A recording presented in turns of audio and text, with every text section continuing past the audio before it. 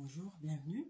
Aujourd'hui, nous allons continuer en droit des obligations et nous allons parler de la force obligatoire du contrat. Donc, dans une précédente vidéo, nous avions défini le contrat comme étant un accord de volonté entre deux ou plusieurs parties et qui les lie juridiquement.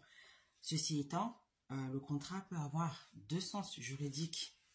Premièrement, il peut désigner l'instrumentum, c'est-à-dire l'acte juridique ou le document contractuel ou encore l'écrit qui constate le contrat.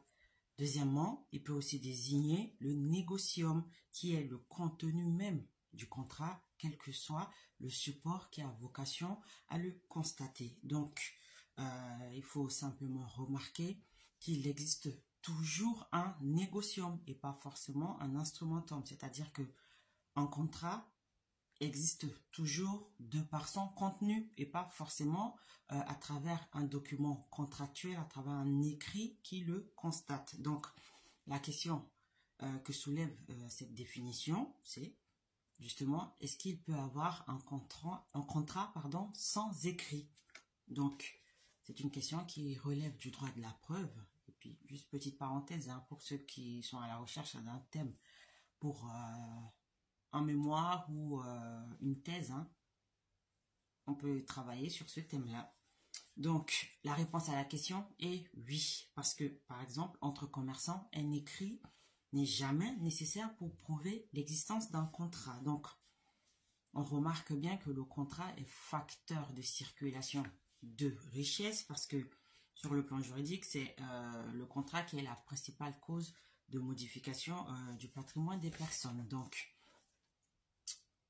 de tout ce qui précède, on peut en déduire que les contrats ont une force obligatoire puisque selon l'article 1103 du Code civil, que je cite, les contrats légalement formés tiennent lieu de loi à ceux qui les ont faits. Fin de citation. Donc, on peut simplement en déduire que la volonté des parties est le fondement même de la force obligatoire des contrats. Donc, si le contrat est obligatoire, c'est parce que la volonté est autonome. Donc, le Code civil traite de certains contrats particuliers tels que les contrats de vente ou les contrats de prêt, mais aussi des obligations conventionnelles en général. Donc, c'est la pratique contractuelle qui donne naissance au contrat à travers une certaine codification. Donc, tout cela fera l'objet d'une prochaine vidéo. Donc, si vous avez des questions, n'hésitez pas à nous contacter ou à faire un tour sur notre page. À bientôt. C'était tout pour aujourd'hui.